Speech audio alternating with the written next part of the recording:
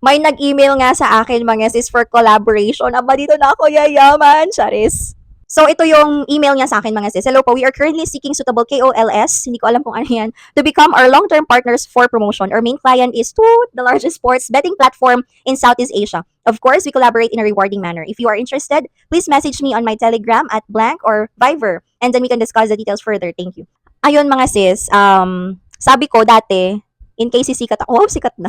In case nag-boom yung vlogging career. Wow, vlogging career! Never ako magpo-promote ng sugal. Yes, kasi minsan na rin akong na-scam.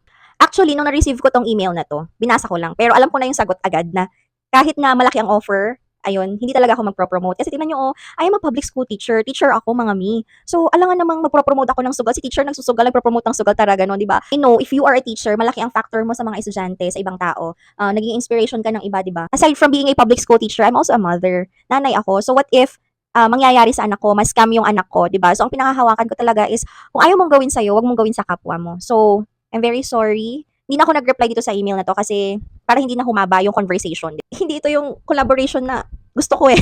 Yung mga products, padala nyo ako, ipopromote natin, ganon. So, ayun, sorry, pero hindi po ako tatanggap ng mga promotion sa sugal. Thank you pa rin kasi na-notice nyo ako na bilang isang content creator.